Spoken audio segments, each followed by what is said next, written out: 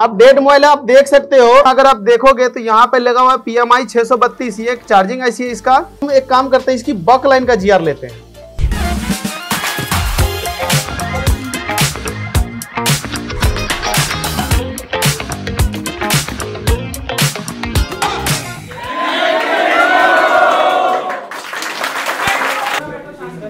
देखो भाई, अभी एक मोबाइल आया हुआ है हमारे पास MI A3। ओके, हम सबसे पहले, ये डेड है मोबाइल, एक्चुअली क्या है, ये डेड मोबाइल है। अब डेड मोबाइल आप देख सकते हो, यहाँ पे जो आप जिस आईसी को देख पा रहे होगे, ये आईसी को, ये इसकी पावर आईसी है 6125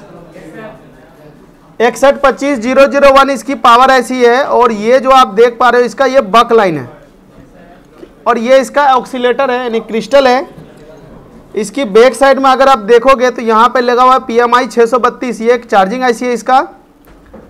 और ये जो आप देख पा रहे हो, ये इसका MMC है, और ये इसका CPU है। ठीक है जी। तो हमें जब भी डेड मोबाइल आता है तो हम सबसे पहले एनालाइज करते हैं कि एनालाइज में कहीं से खराबी है या नहीं है। तो एनालाइज में तो हमें ऐसा लग नहीं रहा है कि कहीं पे कुछ काम किया है। हालांकि यहाँ पे देखो हीट लगा हुआ है इस पर। अब रीजन चाहे कुछ भी हो, और लेकिन इस आईसी पे काम किया है, देख सकते हो। चार्जिंग आईसी दिख रहे हैं ना, चार्जिंग आईसी देखो टूटा हुआ है। ये चार्जिंग आईसी को रिवोल्व किया हुआ है या फिर चेंज किया हुआ है, ऐसा हो सकता है। हीट किया हुआ है, देखो यहाँ पे भी सोल्डर जमा हुआ है इस कंपोनेंट पे। तो फिजिकल में तो है इसका मोबाइल। अभी हम एक काम करते हैं, सबसे पहले, बहुत से दुकानदार होते हैं ना, सबसे पहले CPU MMC पे हीट मारना ही वो पसंद करते हैं। तो कोई दिक्कत नहीं, हम सबसे पहले बैटरी कनेक्टर का एक बार GR लेते हैं। आप सब मल्टीमीटर में देख लेना क्या GR आ रहा है। जो मैंने आप सबको बताया वो आप भर भी सकते हो उसमें लिख करके कितना कितना आ रहा है। यहाँ पे देखो तो रिवर्स में ओके आ रहा है, और इसका ये फॉरवर्ड है, ये भी ठीक है। और इसकी जो ID थर्मल में वो भी ठीक है ना। अब हम पावर आईसी के पास आते हैं, यहाँ पे BPH लाइन आता है, BPH लाइन का GR लेते हैं, ये भी ठीक है।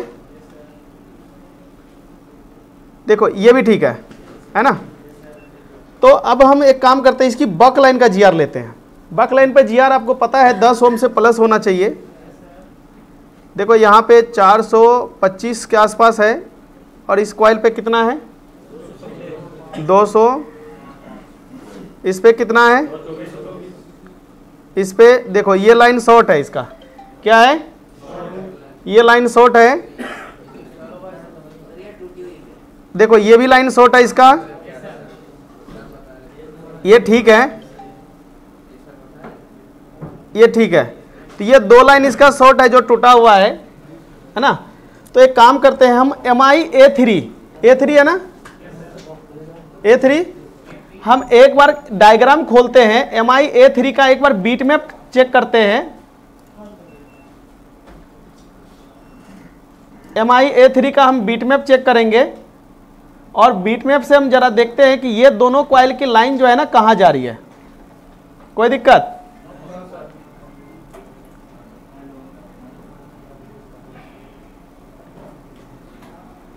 A2 तो दिखा,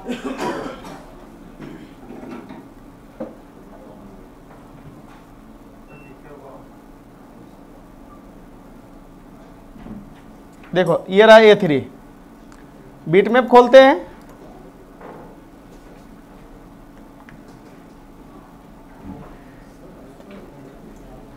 तो यहां पे बताओ, ये रहा हमारा पावर आईसी। इसमें से हमारा कौन कौन सा नंबर का कॉइल शॉर्ट था। एक तो ये कहां से निकल रही है, ये भी कहां से निकल रहा है, ये जा कहां रहा है भाई, देखो दोनों आपस में जुड़ा है। और ये कहां जा रही है, CPU में जा रही है। दिख रहा है क्या? अब एक काम करते हैं, ये कॉइल को हम पहले रिमूव करते हैं। अगर रिमूव करने के बाद इस पॉइंट पे शॉर्टिंग आया तो पावर का इश्यू होगा, अगर इस पॉइंट पे आया तो CPU का होगा। कोई दिक्कत? दिख रहा है आपको? अब हमने डायग्राम से पता कर लिया कि इसका कनेक्शन कहां से कहां तक जा रही है। हम ये दोनों कॉइल को, कौन कौन सा कॉइल था, ये दोनों था, और ये किए दोनों था ना। हाँ ये दोनों था, ये दोनों कॉइल को रिटर्न कर लेते हैं, हम बाहर निकाल लेते हैं सिर्फ चेकिंग करने के लिए। देखो इसके पावर पे भी काम किया हुआ है किसी ने, पावर से पेस्ट निकलता हुआ दिख रहा है, पावर पे भी काम किया हुआ है, लेकिन उनको सोल्यूशन नहीं मिला होगा। अब एक बात बताओ, अगर प्रॉब्लम सीपीयू के अंदर है तो आप कितना भी पावर रिवोल्व करो या चेंज करो, प्रॉब्लम सोल्व होगा क्या? बल्कि और बढ़ेगा, घटेगा नहीं। देखो बोर्ड थोड़ा गर्म है तो रीडिंग में थोड़ा सा दिक्कत होगा, बट इधर देखो रीडिंग आ रहा है पावर की तरफ, तो सीपीयू की तरफ रीडिंग इसका 0 है, यानी कि हमारा क्या काम करना पड़ेगा। अब जिस भाई ने भी इसका पावर वगैरह पे काम किया होगा वो सही काम किया है गलत किया है, ये बताओ। वापिस हम कॉइल को लगा दे रहे हैं, सिर्फ इतना चेकिंग करने के लिए हमने कॉइल उतारा था। इससे हम कंफर्म हो गए कि हमें पावर पे काम करना है या नहीं करना। समझ रहे बात को?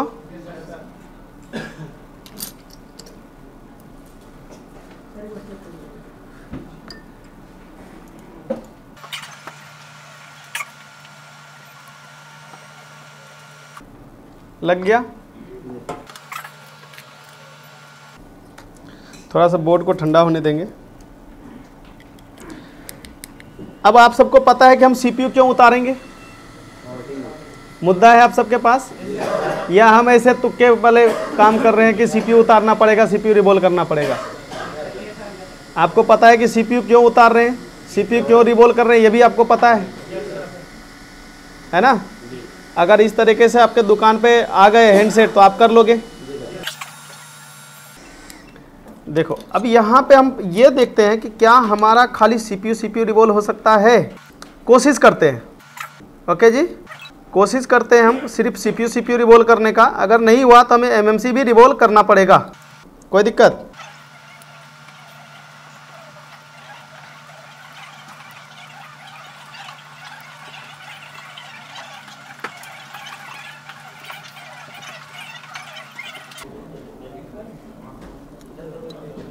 ब्लैक पेस्टेड है ये। चलो सबसे पहले हम एक काम करते हैं, ये देखो हम यहाँ का सील्ड कटिंग किए हैं ताकि मैं इधर से ब्लेड से सीपीयू को निकाल सकूं। अब हमें एक काम करना है, इस पे जो सिल्वर टेप लगाना है उससे पहले मैं इसका ना ग्लू कटिंग कर लेता हूं ताकि हमें सही से दिखाई दे। ये रहा सीपीयू इसका। ग्लू कटिंग करने के लिए एयर को आपको फुल कर लेनी है और टेम्परेचर जो है 230 के आसपास रखना है, एयर फुल।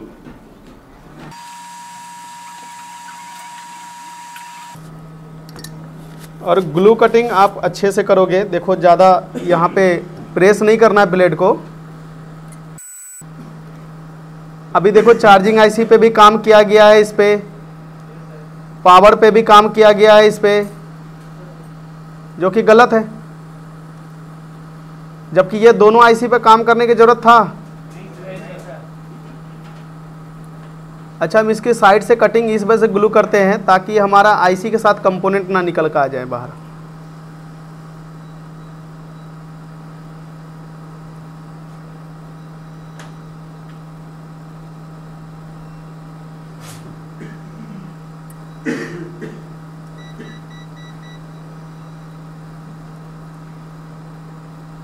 तो यहाँ पे सही से कटिंग करना। देखो एक इसके साथ क्या मिला, कंपोनेंट नीचे। भाई एमएमसी तो हमें निकालना नहीं है, सीपीयू की बात है खाली, तो हम कोशिश करेंगे एमएमसी को छेड़े नहीं। कटिंग हो गया, थोड़ा सा बोर्ड को ठंडा होने देंगे, उसके बाद हम टेप लगा देंगे, सिल्वर टेप। ओके वैसे अगर हम सीपीयू निकालते हैं तो ज़्यादातर चांसेस हैं कि एमएमसी पे हीट लग जाता है, समझे क्या? तब फिर भी हम कोशिश कर रहे हैं कि एमएमसी पे हीट ना लगे, हैं? नहीं, कोशिश करने में क्या जाता है। नहीं होगा तो लास्ट ऑप्शन तो है ही, एमएमसी भी रिवॉल्व कर देंगे।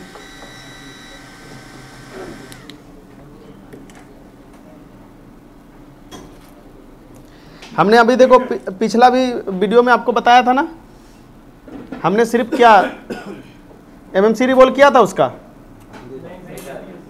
फिर सीपीयू रिवॉल्व करके काम कर लिया, टाइम बचा लिया।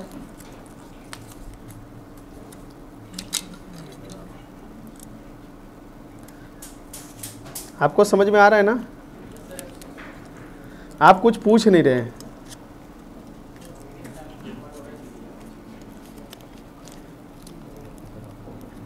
हैं?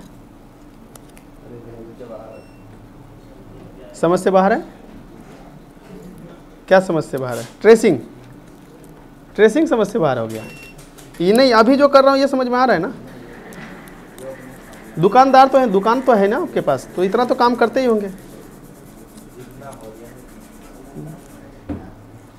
नहीं, अभी हम सीपीयू क्यों उतार रहे हैं आपको पता चल रहा है? शॉर्टिंग है, हाँ यही। ऐसा नहीं कि डेड फोन आया आपको सारे आईसी पे काम कर देना, चार्जिंग भी, पावर भी, सीपीयू भी, एमएमसी भी, सब पे, ऐसा नहीं। ये जल सकता है हेड फ्री जैक, एक हीटिंग टेप इसके ऊपर भी डालना पड़ेगा। क्या हुआ? सो गया था? अरे ये नहीं सुधरने वाले हैं। इसके चेयर में अगर सुई लगा दो तो कुछ हो सकता है, उससे पहले कुछ नहीं। या फिर सुई लगा देना 2। हाँ लगा सकते हैं।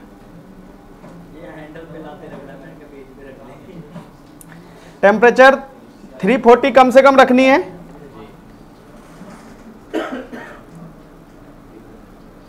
देखो यहां से एक जगह खाली है, यहां से एक जगह खाली है, तो मैं यहां से ही यूज करूंगा।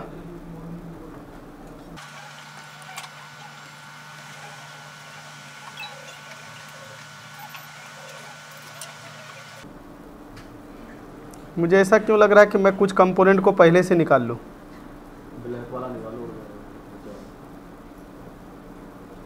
क्योंकि ब्लेड जो है ना मेरा सीधा नहीं बैठ रहा है ना?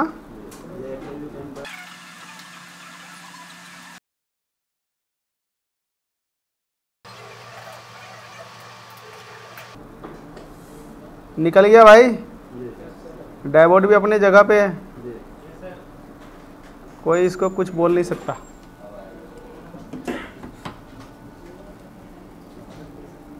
सीपीयू देखो निकल चुका। कोई हमने फ्लक्स पेस्ट इस्तेमाल किया? कोई फ्लक्स पेस्ट इस्तेमाल नहीं किया। अब हम यहाँ पे 183 पीपीडी को यूज करेंगे। क्यों 138 को क्यों यूज करेंगे? क्योंकि अभी जो आईसी रिवॉल्व होकर के आया कंपनी से, इसकी टेम्परेचर थोड़ा ज़्यादा होता है, तो हमें हर एक चीज़ में टेम्परेचर ज़्यादा रखना पड़ेगा, तो इसके वजह से हमारा बोर्ड जो है वो डैमेज हो सकता है, जिसके लिए हमने टेम्परेचर जो है वो चेंज करके सॉफ्ट कर लिया, ताकि कम टेम्परेचर में काम हो सके।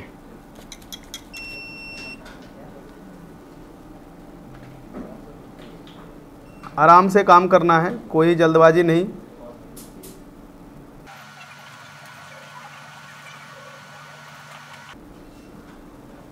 अगला स्टेप जो होगा हमारा वो डिसोल्डर वायर होगा, जानते ही होंगे आप।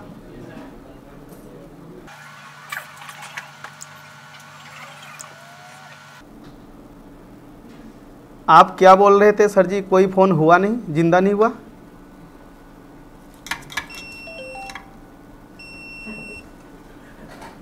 आप ही से पूछ रहे हैं, राजा साहब से।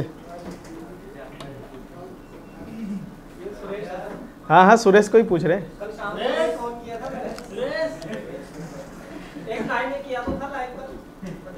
तुम्हारा भी फ़ोन ऑन हो जाएगा, जो एमएमसी बोलूँगा वो लेकर के आना, जो ख़राब था ना वो भी हो जाएगा। चलो ध्यान दो। हाँ अब हमें क्या करना भाई, इस पे जो ग्लू है उसको क्लीन करना है। एयरबड का इस्तेमाल करें तो ज़्यादा अच्छा रहेगा क्लीन करने के लिए। देखो हमने क्लीन कर लिया, अब हमें ग्लू दिखाई दे रहा होगा अच्छे से। अब हमें एसएमडी का टेम्परेचर 230 रखना है। एयर चाहो तो फुल रख लो, आपके ऊपर है कितना एयर रखना चाहते हो। अब ये आपको जो भी ग्लू यहाँ पे दिख रहा है, इसको बाउंड्री को क्लीन करना है। कोई दिक्कत? एक्चुअली ये होगा क्या कि जब हम आईसी बिठाएंगे, आईसी को सही से बैठने नहीं देगा, समझे सौरभ जी? अच्छा, बात टेम्परेचर की अगर मैं करूँ ना, हर एक एरिया का हर एक रूम टेम्परेचर होता है, समझे क्या? जहाँ आप काम करते हो आपको ना उसके अकॉर्डिंग टेम्परेचर रखना होता है, ना कि आप जैसे हमने टेम्परेचर रखा इतने टेम्परेचर में काम करोगे। कई बार तो आपके ना कंपोनेंट भी निकल जाएंगे इतने टेम्परेचर पे, कई बार ग्लू भी नहीं हटेगा। तो आपको ना आपके एरिया का टेम्परेचर आपको पता होना चाहिए, आपके रूम टेम्परेचर पता होना चाहिए, जब आप काम कर पाओगे अच्छे तरीके से। ऐसा नहीं कि आप एक चीज़ देख लिया। हाँ, अगर आप एक्सपीरियंस हो तो वो थोड़ा सा काम हो जाता है, लेकिन आप फ्रेशर हैं तो वहाँ पे दिक्कत हो जाएगा। अभी ये मैंने जो पीपीडी लगाया है ये 183 है। क्या चीज़?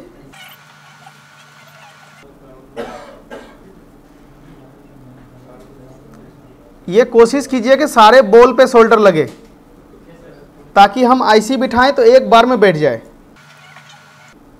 समझ रहे हो?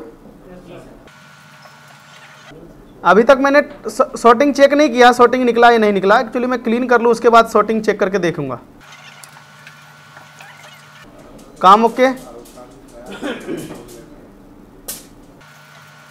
दोस्तों, अगर आप सबको हैंड स्किल में दिक्कत हो रहा हो, या फिर डबल टेकर करने में दिक्कत हो, ब्लैक पेस्टेड हो, या फिर पेस्टेड ऐसी सीपीयू है, ये रिबोलिंग करने में या फाइंड आउट करने में दिक्कत हो कि कैसे सीपीयू को रिबोल करें, कब करना चाहिए, कब नहीं करना चाहिए, कैसे काम करना चाहिए, तो आप हमारे कोर्स को ज्वाइन कर सकते हैं। नीचे दिए गए नंबर पे आप कॉल करें और हमारा कोर्स को ज्वाइन करें।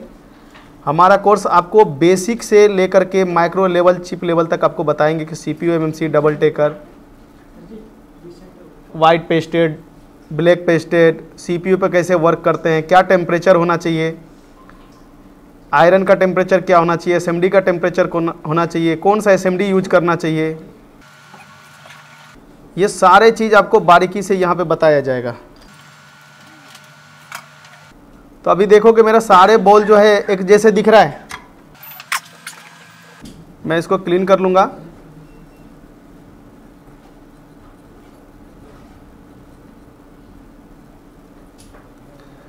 क्योंकि इस पे पावर और चार्जिंग का काम किया हुआ है ना। अगर वो आईसी ख़राब लगा दिया हो तो भी दिक्कत हो सकता है। बट लेकिन अभी मेरा जो है वो ऐसा लग रहा है कि शॉर्टिंग हट जाना चाहिए। हम एक बार चेक कर लेते हैं। हीटिंग टेप हटा के ही चेकिंग करेंगे। आप मल्टीमीटर देख पा रहे हैं, क्या जीआर था वहाँ पे? 002 था। अब देखते हैं कितना आ रहा है जीआर।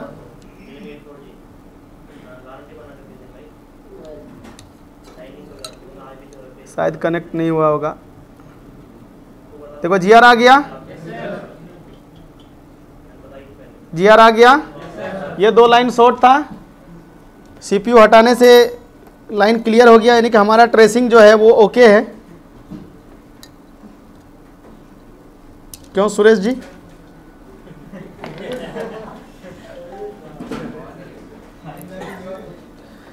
सर जी एक भी फ़ोन जिंदा तो हुआ नहीं। लो तुम जिंदा फ़ोन ही देखो आप।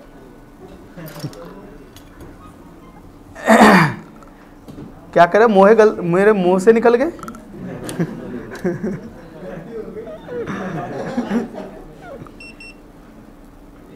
अरे नहीं, कोई बात नहीं भाई। देखो विजय सर भी कल दिखाए थे ऑन करके, हमने भी दिखाया था उसके वाला सैमसंग वाला। भूल गए होंगे। अब सो के तो पढ़ते हैं, नहीं बैठ के थोड़ी ना पढ़ते हैं। सोफे पे सो गए होंगे, गलती तो हमारी है। चाय उनके लिए पूछा नहीं हमने।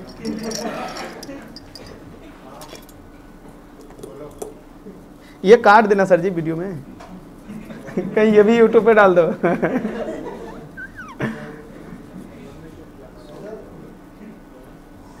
अभी सोएगा तो बाजू वाले को सुई दे रखे ना एक, वो चुभेंगे बस। अच्छा ध्यान दो, अब इसके जो इधर के साइड में ना कई बार ग्लू होते हैं, इसको भी क्लीन करना है। एक्चुअली जब आप पेस्टेड आईसी बनाते हो ना, उस वक्त आपको ना सफाई का बहुत ज़्यादा ध्यान रखना पड़ता है, समझे क्या? नहीं तो अगर यही आईसी बिठाते समय अगर आईसी के अंदर गया ना, तो फिर वापस दिक्कत आ जाएगा।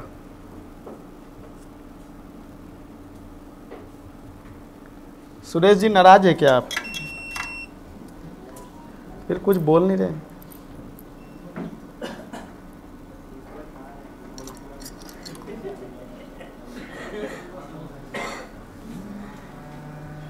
टेम्परेचर आप सबको पता होगा, 290 के आसपास हम रखेंगे। अगर हीट मारते ही हमारा ग्लू का कलर चेंज हो रहा है तो इसका मतलब टेम्परेचर ज़्यादा होगा, तो हम कम कर लेंगे। लेकिन यहाँ पे देखो हमारा ग्लू का कलर ठीक है,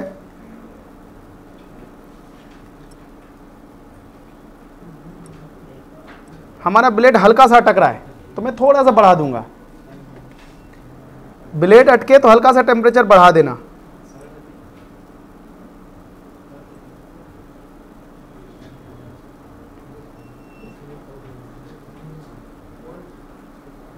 बट जितना आप रखें ना, इससे ज़्यादा नहीं रखना इससे ज़्यादा आप मत बढ़ाना हीट को, चाहे तो एयर बढ़ा लेना।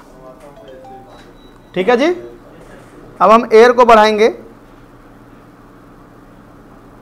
एयर बढ़ाने से हल्का सा हो सकता है कि ग्लू सॉफ्ट हो जाए जल्दी। वैसे अगर आपका कंट्रोलिंग है अच्छा तो आप इससे ज़्यादा 320 तक भी जा सकते हो।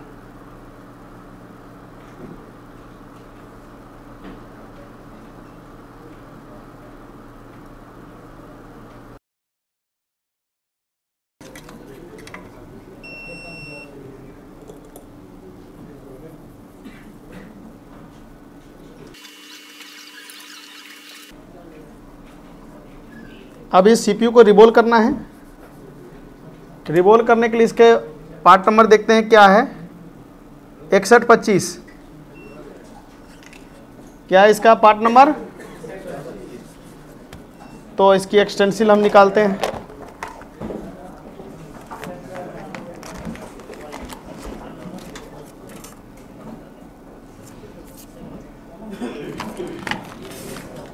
मिल गया हमें। सबसे पहला काम एक्सटेंसिल को क्लीन करोगे, क्योंकि एक्सटेंसिल अगर क्लीन रहा बहुत ही अच्छा रिवॉल्व होगा, कोई दिक्कत नहीं। एक्सटेंसिल बैठाते समय हमें चारों तरफ के कॉर्नर का बॉल ही देखना है। दिख पा रहा है आप सबको?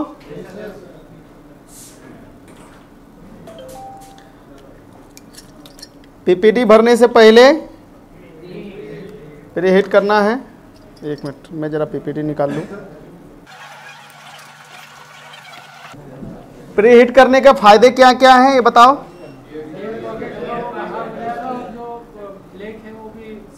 हाँ, और एक्सटेंसिल सही से बैठ जाएगा, रिबॉलिंग की चांसेस अच्छा रहेगा।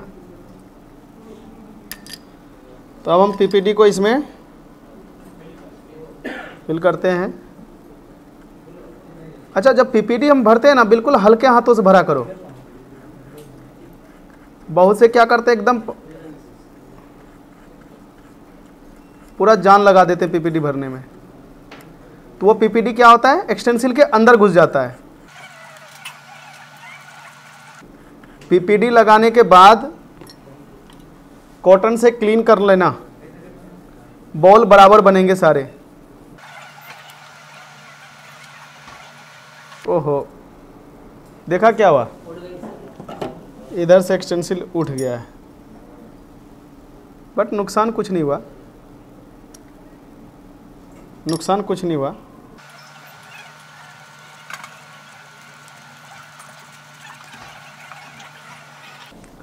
दोबारा हमने पीपीटी लगा दिया।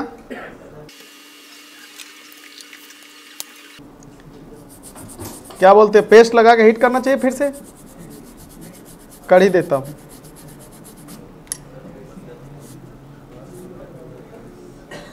अच्छा पहले बताओ रिबॉलिंग हुआ सही?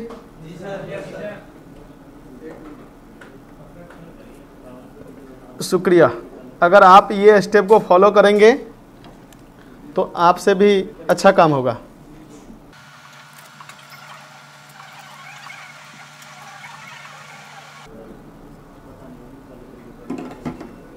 क्लियर है? थोड़ा वेट करते हैं।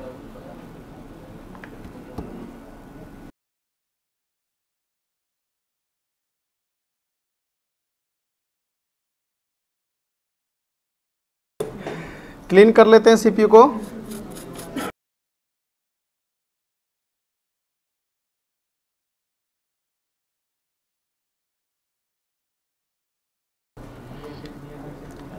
सीपीयू बिठाना है अब।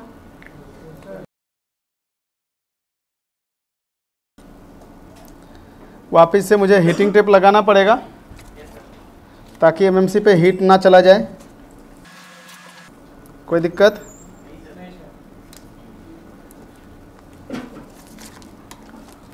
और इस पे हम एक ब्लेड भी रख सकते हैं ताकि प्रॉपर काम हो जाए। अब हमें इसका बॉल को मैच करना है ताकि हमें रखना कैसे है। बिल्कुल ठीक है, कोई दिक्कत? अब हमें एक बार रोजन पेस्ट का स्मोक डालना है।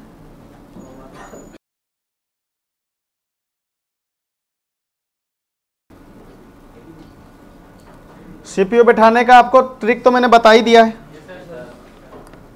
अच्छा, हैंड फ्री जैक ना जल जाए इसके लिए उसके ऊपर भी हम एक बार हीटिंग टेप लगा देते हैं। सिरदर्दी तो है लेकिन भाई क्या करोगे, काम तो करना ही है ना।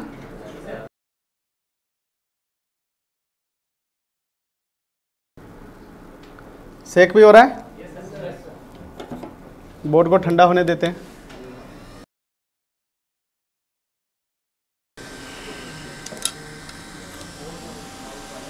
सबसे पहले हम एक बार जीआर चेक करते हैं कि इसका जीआर अब ठीक हुआ या नहीं हुआ, क्योंकि मुद्दा जो था वो इसी के लिए था। जो हमने इसका सीपीयू रिबॉल करने का जो डिसीजन लिया था वो इस जीआर के वजह से ही लिया था, तो इस जीआर को चेक करना बहुत ज़रूरी है। अभी तो फिलहाल ठीक है, 0-0 तो नहीं है। इधर भी ठीक है, देखते हैं बाकी डीसी सप्लाई क्या कह रहा है।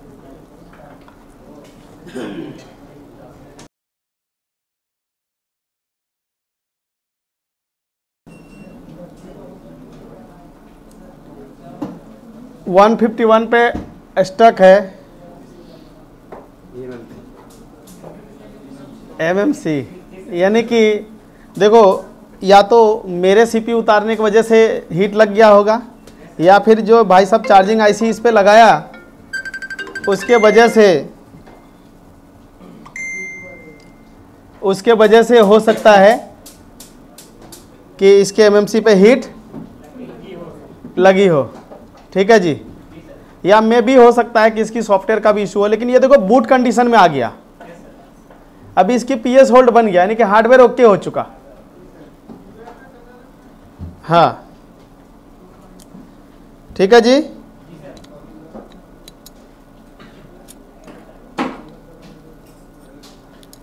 तो इसकी बूट क्या हो चुका? Okay, PS hold okay. देखो यहाँ पे काम किया है ना उन्होंने, इसको भी जलाया तो यहाँ पे हीट नहीं लगा होगा। एमएमसी है ये, बिल्कुल लगा होगा।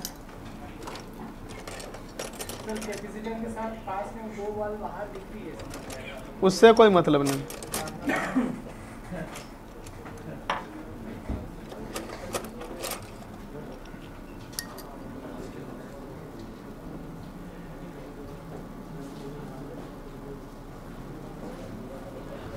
ग्लू कटिंग कर लेते हैं एमएमसी को भी, ये बोल रहे हो। इसकी एमएमसी भी निकाल लेना चाहिए था, जब भी नहीं एक साथ काम हो जाता। बट हमें पता नहीं चलता कि प्रॉब्लम मतलब किस वजह से है। अभी हमने ये देख लिया तो सीपीयू सही बैठ गया ना। अब हमें सिर्फ एमएमसी उतारनी है। एमएमसी तो हम बड़े आराम से बड़े प्यार से उतार सकते हैं। इस बार अब सीपीयू को हम बचाएंगे।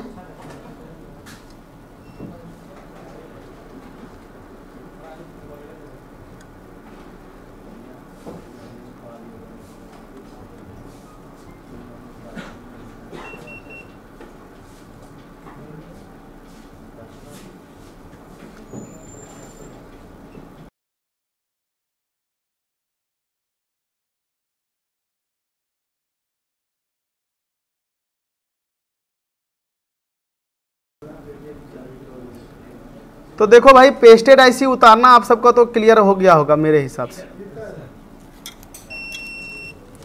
बाकी जब करोगे तो आपको और कुछ दिक्कत आया तो पूछ लेना। हैं?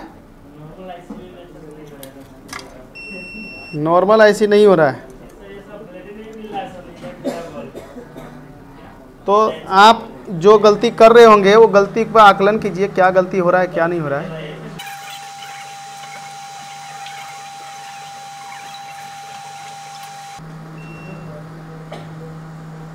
और ये 100% है कि इस आईसी पे भी हीट लगा होगा। ऑडियो आईसी है वो।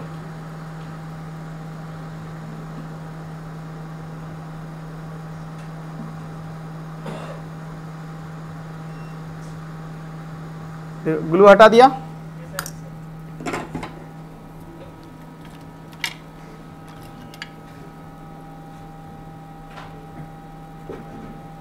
सर जी ये पीपीडी के नाम पे तो पेस्ट निकलता है इस सिरिंज से, जो 183 मंगाए थे इंजेक्शन वाला। हाँ 183, तो उसमें तो पेस्ट तो निकलता, पीपीडी तो निकलता नहीं, ग्लू निकलता है खाली।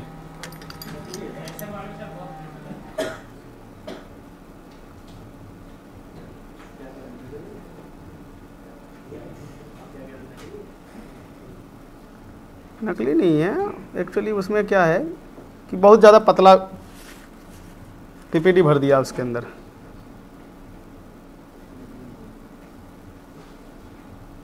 उनका तबीयत सही हुआ? क्या नाम था उसका? अरे जिसको कल हॉस्पिटल में भर्ती कराया था। नहीं इसकी तो सही है।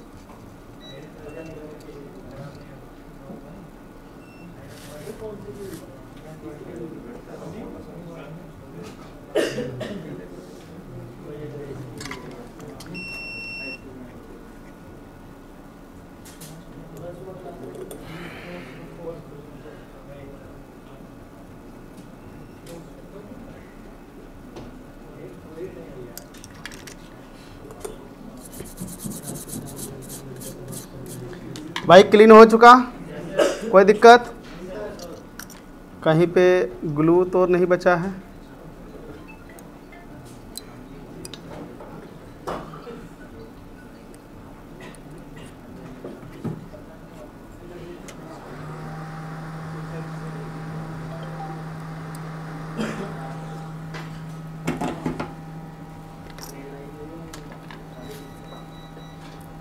अब कितना टाइम हुआ?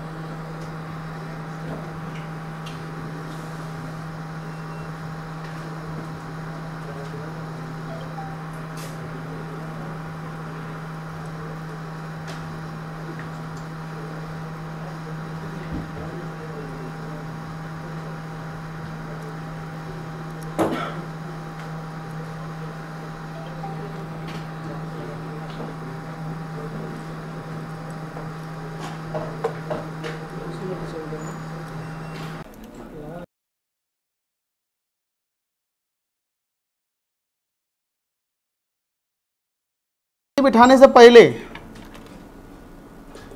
एमएमसी बिठाने से पहले आपको बोर्ड का ना ट्रिगर लेना है, थोड़ा ठंडा हो जाने दो।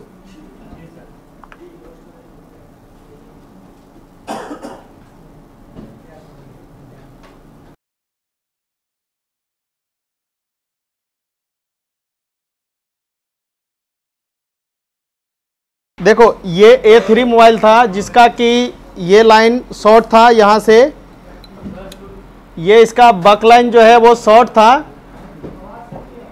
तो अब हम ये बक लाइन को चेक करेंगे क्या इसका शॉर्टिंग निकला या नहीं निकला।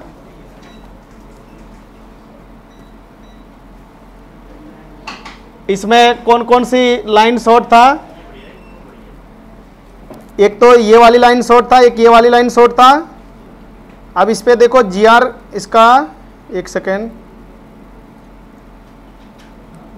इस पे देखना, मैं मल्टीमीटर का वायर शायद वहां पहुंच नहीं रहा है।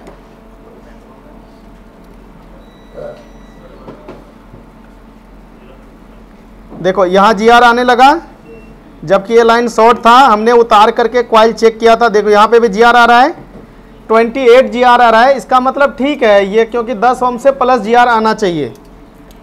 अब अगर हम इसको हॉट टेस्टिंग एक बार करते हैं, GR हमने चेक कर लिया, कुल टेस्टिंग चेक किया। अब इसकी हम एक बार हॉट टेस्टिंग करते हैं, देखते हैं क्या पावर IC जो है वो वोल्टेज को आउट कर रहा है या नहीं कर रहा है। मल्टीमीटर को आप वोल्टेज रेंज में सेट कर लोगे। सबसे पहले यहाँ पे हम चेक करते हैं, ध्यान दो सब। सबसे पहले आपको चेक करना है पावर IC का इनपुट चेक करोगे कि पावर IC में इनपुट आ रहा है या नहीं आ रहा है। ओके, देखो यहाँ पे इनपुट आ रहा है, ये इनपुट आ रहा है इसका। ये बताओ इनपुट वोल्टेज कहाँ से आ रहा है, चार्जिंग IC से। कहाँ से आ रहा है, अगर हमारा पावर IC के पास BPH वोल्टेज आता है, अगर हमारा पावर IC के पास BPH वोल्टेज आता है तो इसका मतलब है चार्जिंग IC ठीक है। हमने चार्जर लगाया है, चार्जर से वोल्टेज कहाँ गया, चार्जिंग IC में। चार्जिंग IC ने क्या किया, वोल्टेज को BPH बनाया, अब BPH वोल्टेज को पावर IC तक भेजा। तो अब पावर IC के पास इनपुट आ चुका, दिख पा रहा है। अब हमें यह पता करना है कि जो इसका बक है, ये सब बक पे वोल्टेज बन रहा है या नहीं बन रहा है। देखो ये कॉइल टूटा हुआ है लेकिन अंदर से ठीक है, इसकी सिर्फ कवर वगैरह टूटा हुआ है। हम सबसे पहले इस पे चेक करते हैं, तो यहाँ पे देखो वोल्टेज बन रहा है, कितना बन रहा है,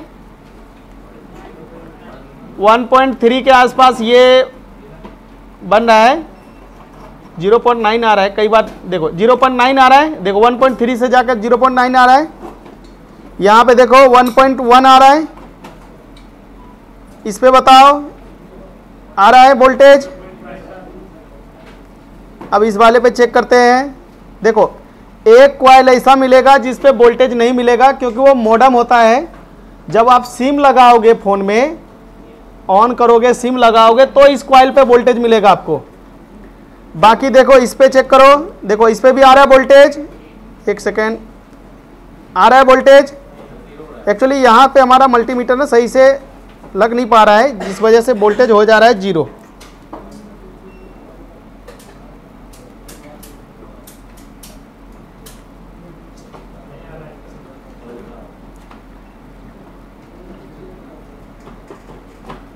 देखो आ रहा है, इस पे चेक करते हैं, आ रहा है वोल्टेज। तो देखो अब ये बताओ कि पावर IC हमारा ठीक हुआ या खराब हुआ, ये बताओ। अब यहाँ पे जरा देखो, ये हमारा क्रिस्टल रहा, देखो क्रिस्टल पे भी वोल्टेज आ रहा है ना। अच्छा देखो, अगर क्रिस्टल आपका ठीक हुआ, क्या हुआ, तो यहाँ पे आने वाला वोल्टेज ना फ्लक्चुएशन करेगा। क्या करेगा, फ्लक्चुएट करेगा। यानी कि समझ लेना कि क्रिस्टल आपका ना ओके है। बाकी इसका 100% चेकिंग जो है वो DSO से ही चेक होता है, समझ रहे हो। तो ये मोबाइल देखो, हम जरा चेक करते हैं, देखना ये ऑन दिख रहा है क्या। ये वही A3 मोबाइल है जिसका हम CPU रिवॉल्व किए थे, इसकी बक लाइन शॉर्ट था, है ना। ये हैंडसेट जो है ये चालू हुआ, वो सिर्फ CPU वगैरह जो हम रिवॉल्व किए थे ब्लैक पेस्टेड था, आप सबने देखा है ना। मैं उसको बुलाता हूँ जिसने ये फ़ोन लेकर के आए थे। क्या नाम है आपका? आ जाओ जल्दी आ जाओ। ये इस भाई का, ये भाई जो है मोबाइल लेकर के आए थे A3, याद है? तो ये बताएंगे आपका ये मोबाइल जो था डेड मोबाइल लेकर के आए थे, है ना, कैसे कैसे क्या था? ये सर कस्टमर ने हमें फ़ोन दिया था जी। ये सर जब ये फ़ोन सर हम पे डेड कंडीशन में आया था। जब सर हमने इसे खोल के देखा तो ये 4-5 टेक्नीशियन ने इस पे काम कर रखा था, मतलब इसकी शील्ड वेल्ड उखड़ी हुई थी। तो जब हम यहाँ पे सीखने आए थे तो इस सेट को लेके आए कि मगर सर से लाइव ट्रेसिंग इसकी देखेंगे। जब सर ट्रेसिंग देखा तो सर सिस्टम चालू हो गया। ठीक है, तो इसमें देखा कि इसका बकलाइन शॉर्ट था। क्या था? बकलाइन शॉर्ट था, 2 बकलाइन शॉर्ट था, जिसकी वजह से CPU वगैरह जो है इसका रिवॉल्व किया और ये हैंडसेट चालू हुआ। ठीक है जी। तो लाइव टेस्टिंग के दौरान हम क्या करते हैं, बहुत सारे हैंडसेट आपको ट्रेस करके दिखाते हैं, बाकायदा एक क्या करते हैं, एक चार्ट बनवाते हैं। उस चार्ट में क्या होता है कि हम टेस्टिंग उसमें लिखते हैं। ठीक है जी, ठीक है, ये लीजिए। हम उसमें टेस्टिंग लिखते हैं कि हमारा प्राइमरी लाइन में क्या आ रहा है, क्या सेकेंडरी लाइन में क्या आ रहा है, DC सप्लाई से क्या कोडिंग है, बूट सीक्वेंस क्या कहता है।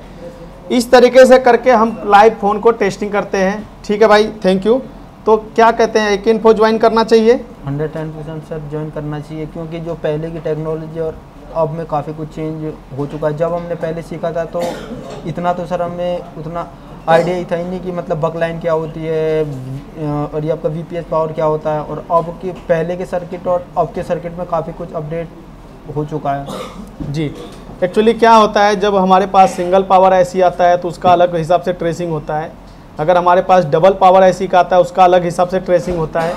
अगर हमारे पास 3 पावर IC का फ़ोन आता है तो उसका अलग हिसाब से ट्रेसिंग होता है। अगर MediaTek हैंडसेट होता है तो अलग हिसाब से ट्रेसिंग होता है। अगर आपका फ़ोन Qualcomm है तो उस हिसाब से ट्रेसिंग होता है। तो दोस्तों मिलते हैं आपसे नेक्स्ट वीडियो में। Thank you.